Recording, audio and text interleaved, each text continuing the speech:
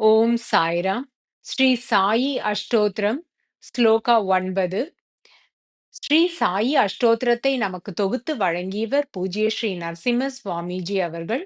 இதற்கு விளக்க உரை அளித்தவர் திரு சேஷாத்ரி ஐயா அவர்கள். ஓம் பூத பவிஷ்யத் பாவ வர்ஜிதாய நமஹா. ஸ்ரீ சாயி பாபா சச்சிதானந்த ஸ்திதியில எப்பவுமே இருக்கவர். அதனால எதுவுமே அவரை பாதிக்காது. நடந்த நிகழ்வுகளா இருக்கட்டும், நடந்து கொண்டிருக்கிற நிகழ்வுகளா இருக்கட்டும், எதனாலயும் அவர் பாதிப்பே அடைய மாட்டார். சாதாரணமா நாம எல்லாம் நம்மள சுத்தி நடக்கிற விஷயங்கள் மூலமா நமக்கு சந்தோஷமோ இல்லது துக்கமோ நமக்கு வந்து சேரும். ஆனா ஸ்ரீ சாயி பாபா ஒரு ஸ்தித பிரக்ஞர். அதாவது எப்பவுமே ஒரு ஸ்திரமான ஞானம் படைத்தவர். அதனால அவர் எப்பவுமே அமைதியா இருப்பாரு. எந்த நிகழ்ச்சிகளும், எந்த ஒரு நிகழ்வுமே அவர கொஞ்சம் கூட பாதிக்கவே பாதிக்காது.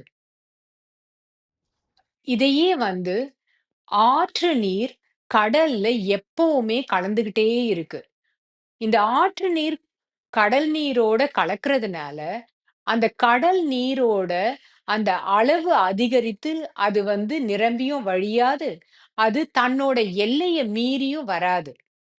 இதையே தான் கிருஷ்ண பகவான் பகவத்கீதையில அத்தியாயம் 2ல ஒரு ஸ்திதப்பிரஜ்ஞனா இருக்க மனிதன் எப்படி இருக்கணும் அப்படிங்கிறதுக்கு சொல்லியிருக்காரு. ஓம் சாய்ராம்.